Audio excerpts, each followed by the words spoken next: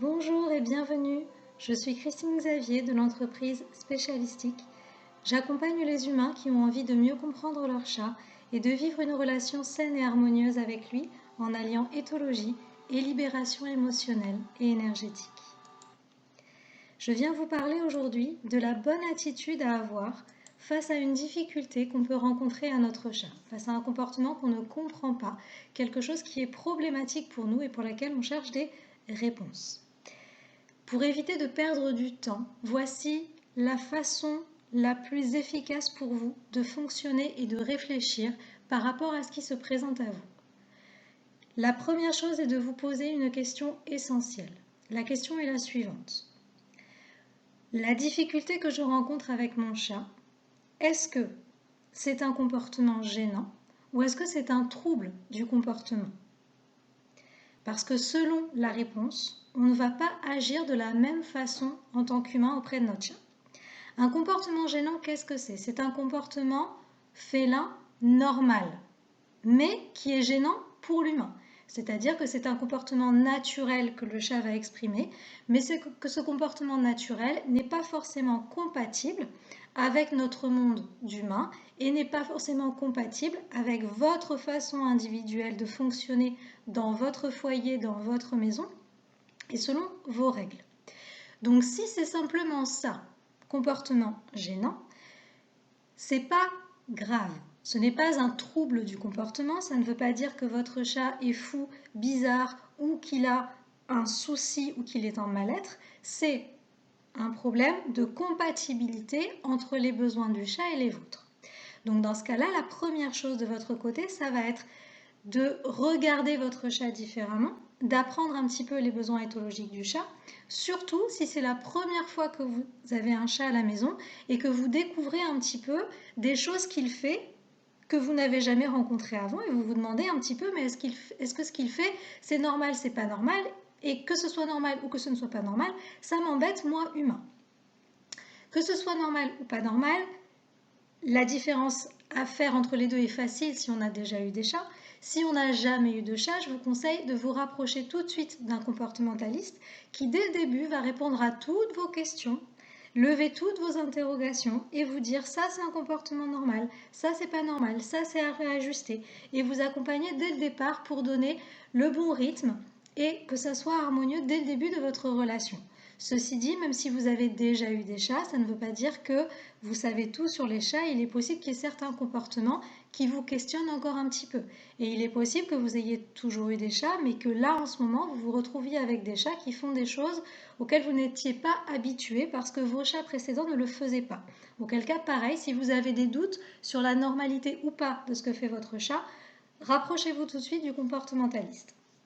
Si on sait que c'est un comportement normal, mais qui vous embête, la première chose, c'est bien sûr d'accepter que ce soit un chat et d'accepter que vous n'allez pas pouvoir le transformer en humain. Donc il y a des choses que vous allez devoir accepter dans votre quotidien et des comportements naturels auxquels vous allez devoir pallier, auxquels vous allez devoir répondre dans votre quotidien. Vous allez devoir certainement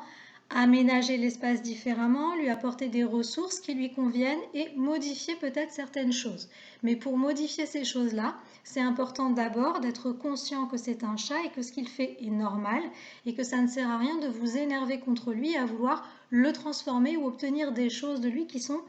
pas normales dans son monde. Une fois que vous avez accepté cette réalité-là et que vous n'êtes pas uniquement centré sur vous, vous allez pouvoir trouver des compromis entre les besoins du chat et les vôtres de façon à vivre en harmonie tous les deux. Si vous êtes uniquement fixé sur vos besoins à vous et que vous voulez simplement imposer au chat votre mode de vie et lui imposer des règles de vie qui ne lui correspondent pas par rapport à sa nature de félin, là en effet vous allez vous retrouver avec des vrais troubles du comportement qui vont se développer à court, moyen ou long terme et vous allez vous retrouver avec des problèmes relationnels parce que vous allez avoir du mal à trouver l'harmonie entre vous et à communiquer de façon fluide et saine entre vous. Donc je répète, si c'est un comportement gênant, ça veut dire que c'est un comportement normal mais qui vous embête vous, voire déjà à accepter ce qui correspond au chat et voir votre degré de tolérance vis-à-vis de ça et ensuite trouver des compromis entre les besoins du chat et celui de l'humain. Et si vous ne savez pas faire la différence ou que vous ne savez pas comment trouver quelque chose qui réponde à ces compromis, vous vous rapprochez d'un comportementaliste directement sans perdre de temps et sans perdre de temps sur les forums ou sur Internet. J'y reviens tout de suite. Si, en revanche, le comportement de votre chat qui vous pose problème est un trouble du comportement, c'est-à-dire c'est un comportement anormal pour un chat, ou bien c'est un comportement normal de chat mais poussé à l'extrême. Par exemple, un chat qui va faire ses griffes, c'est normal. Par contre, un chat qui va tout détériorer dans l'appartement, c'est pas normal. Un chat qui fait sa toilette, c'est normal, mais un chat qui se lèche au point de s'arracher les poils et de se retrouver avec des plaques toutes nues sur la peau, c'est pas normal. Donc tous ces comportements-là, agressivité, ça peut être des pipis ou des caca aussi en dehors de la litière, des miaulements excessifs, tous les comportements qui vous paraissent anormaux ou qui sont excessifs sont ce qu'on appelle des troubles du comportement parce que ce sont des indicateurs de mal-être chez le chat. C'est-à-dire que le chat ne va pas bien, qu'il y a quelque chose qui ne va pas dans son monde et qu'il va exprimer cette difficulté intérieure à travers ces comportements-là. Donc si votre chat est dans ce cas-là, on va aller au plus rapide pour l'aider. L'objectif est d'aider votre chat. Certes, vous êtes en difficulté parce que vous devez gérer les conséquences que ce trouble du comportement a dans votre vie d'humain. On est d'accord. Mais la priorité pour que vous puissiez trouver une solution à votre problème personnel est d'aider le problème que rencontre le chat. C'est-à-dire d'aller à la cause, à la source de ce qui a déclenché ce comportement et ce qui le maintient aujourd'hui. Donc la priorité, c'est d'aider votre chat de la bonne façon pour comprendre ce qu'il a et le soutenir physiquement ou émotionnellement selon les difficultés qu'il traverse. Donc la bêtise à ne pas faire, surtout pas faire, c'est aller perdre votre temps sur les forums, sur Internet, sur Google ou ailleurs, ou aller demander des avis à tort et à travers à tout votre voisinage, parce que tout ce temps que vous perdez est un temps précieux pour votre chat et pour sa résilience. Votre chat ne va pas bien et plus vous perdez du temps à aller fouiner un petit peu partout et surtout à tester 1001 astuces que vous trouvez à droite et à gauche, plus le mal-être de votre chat pendant ce temps-là grandit. Et plus le mal-être grandit, plus il s'installe, plus le comportement que vous souhaitez résoudre s'aggrave et plus ça va être compliqué pour vous après, quand vous allez vraiment avoir les bons outils, de vous en sortir parce qu'on aura beaucoup plus de travail à mettre en place. Donc la première chose à faire, s'il vous plaît, c'est ne courez pas sur forum, lâchez votre téléphone, lâchez votre ordinateur et prenez votre téléphone par contre pour appeler votre vétérinaire. La première personne à contacter, le premier réflexe que vous devez avoir face à un changement de comportement de votre chat, c'est d'appeler votre vétérinaire de confiance qui suit votre chat. Pourquoi? Parce que le changement de comportement de votre chat peut être dû tout simplement à une douleur physique ou à une maladie qui n'a pas encore été détectée, qui va se manifester extérieurement à travers le comportement de votre chat. La visite chez le vétérinaire est vraiment la priorité et une obligation. Votre vétérinaire, avec toutes les informations précises que vous allez lui apporter sur ce que vous vivez au quotidien avec votre chat, va faire un examen correct avec votre chat ou approfondi si vraiment c'est pas visible à la simple palpation, à la simple auscultation, mais votre vétérinaire va aller chercher si physiologiquement il y a un problème. Et si la cause est purement physique, la guérison va être rapide, le vétérinaire va vous donner les traitements adaptés, ou bien il va vous rediriger vers un autre confrère spécialisé si c'est quelque chose qui n'est pas de son ressort, et vous allez avoir le traitement adapté et vous allez arriver à la guérison de l'animal quand c'est quelque chose qui se guérit bien sûr et qu'on n'est pas sur des maladies très graves pouvant conduire à la mort bien entendu. Mais quoi qu'il en soit, votre vétérinaire va traiter et le comportement qui vous a posé problème va disparaître à partir du moment où la maladie ou la douleur de votre chat est guérie. En revanche, si le vétérinaire ne constate pas de cause physiologique, si le vétérinaire vous dit que votre chat est en bonne santé, qu'il n'a mal nulle part et qu'il n'a aucune maladie, dans ce cas-là, ça veut dire que son mal-être est plus émotionnel ou psychologique. Mais ça ne veut pas dire qu'il faut s'arrêter là. Non, il va falloir aller consulter la personne spécialisée dans ce domaine-là, c'est-à-dire le comportementaliste félin, pour aller déterminer quelles sont les causes réelles de ces difficultés. Et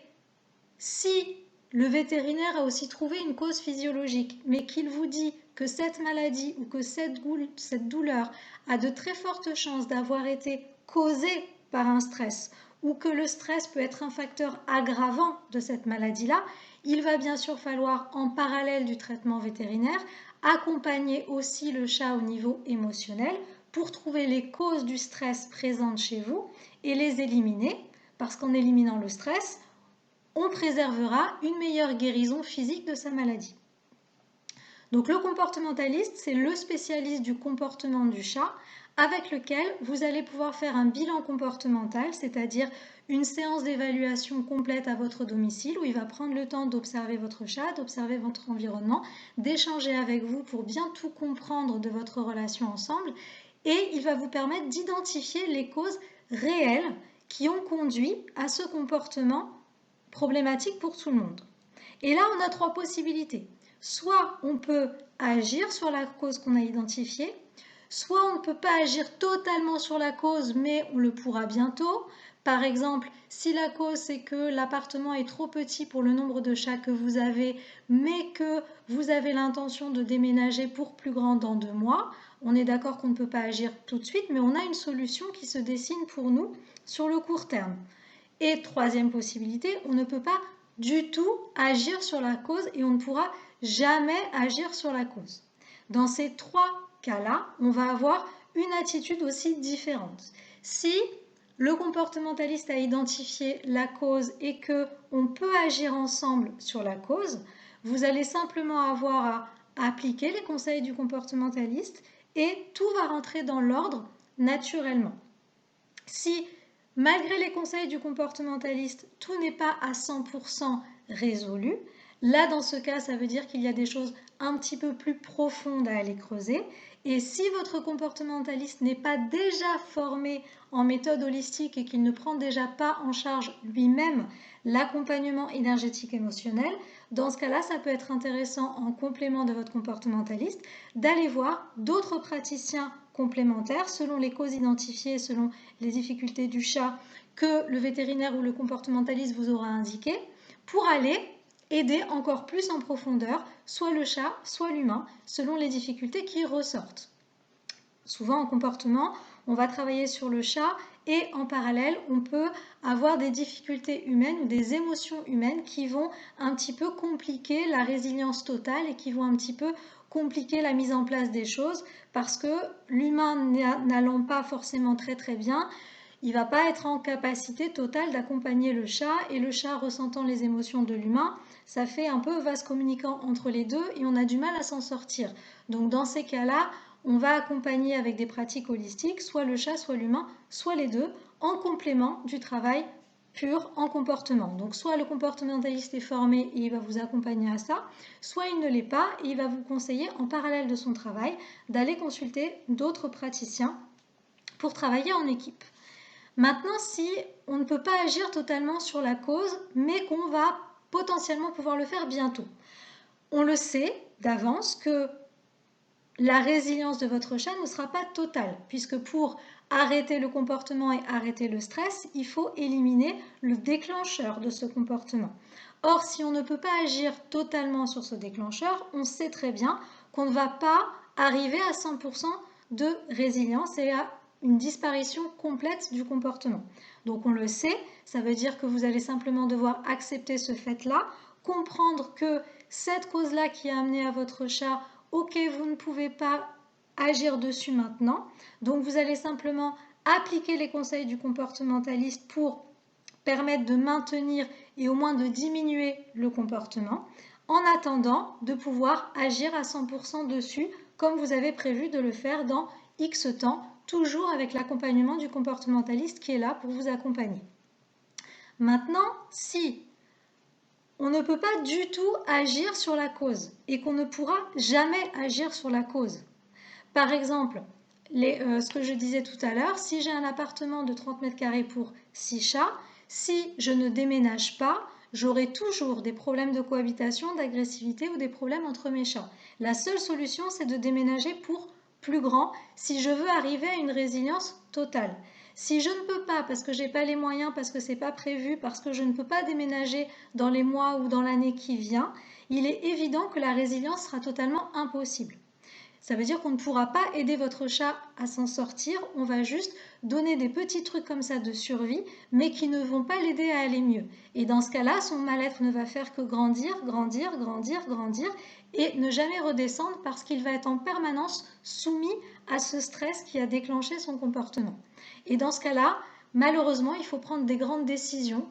qui n'appartient qu'à vous, mais dans laquelle le comportementaliste va toujours vous soutenir, c'est-à-dire est-ce que vous maintenez le chat dans cet état-là de difficulté, de souffrance, de mal-être, ou est-ce que on donne en priorité le bien-être du chat et que dans ce cas-là, on le replace dans un autre foyer, dans une autre famille, où le contexte correspond mieux à ses besoins pour qu'il soit pleinement heureux. Et ça, c'est un choix qui vous appartient, mais quand on travaille au bien-être du chat, c'est sûr qu'en tant que comportementaliste, on va vous poser les faits, on peut agir sur la cause, on peut pas trop maintenant, mais on peut un petit peu et puis on complétera après parce que c'est possible, ou est-ce qu'on ne peut vraiment pas agir et dans ce cas-là, le chat sera mieux ailleurs parce que si on le maintient là, les problèmes vont s'aggraver et il va surtout devenir de plus en plus malheureux et peut-être qu'un simple petit problème de stress au début peut se transformer en véritable dépression et où le chat peut même se laisser mourir si vraiment ça fait trop pour lui. Donc ça c'est vraiment important d'agir vite dans votre intérêt et dans celui du chat. Et dans tous les cas, que ce soit vétérinaire ou comportementaliste, on peut accompagner les choses avec d'autres praticiens comme je vous l'ai dit, mais c'est en complément à partir du diagnostic du vétérinaire, à partir du bilan comportemental du comportementaliste. Faites bien les choses dans l'ordre, dans l'intérêt de votre chat. Je sais qu'on a tendance à vouloir aller au plus simple pour nous, à ce qui nous arrange financièrement ou à ce qui nous arrange au niveau de notre gestion du temps ou à ce qui nous arrange au niveau de ce qu'on est en capacité de gérer émotionnellement ou pas, mais il en va du bien-être de votre chat et du bien-être du foyer. Donc, la bonne attitude à avoir, je répète, c'est ça. Premièrement, est-ce que ce qui me pose problème, c'est un comportement gênant, c'est-à-dire un comportement normal de chat mais qui m'embête moi, auquel cas il va falloir trouver des compromis entre les deux. Ou bien est-ce que le comportement qui me gêne, c'est un véritable trouble du comportement, c'est-à-dire que mon chat exprime une difficulté personnelle, un vrai mal-être personnel à accompagner, auquel cas réflexe numéro 1, vétérinaire,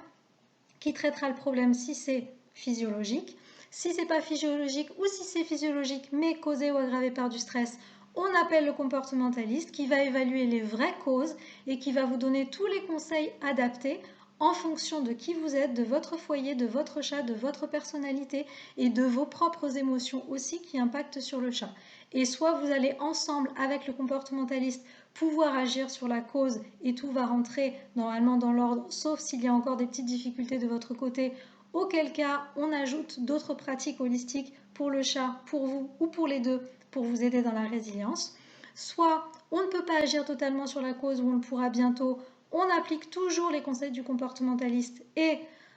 on attend et on accepte que ce soit encore difficile pendant un petit moment et on va soutenir le chat émotionnellement aussi avec des pratiques holistiques complémentaires. Soit on ne peut pas du tout agir sur la cause et dans ce cas-là, si on veut vraiment le bonheur de notre chat, on va être obligé de le replacer ailleurs parce que ça veut dire qu'on n'aura pas de solution pour lui actuellement.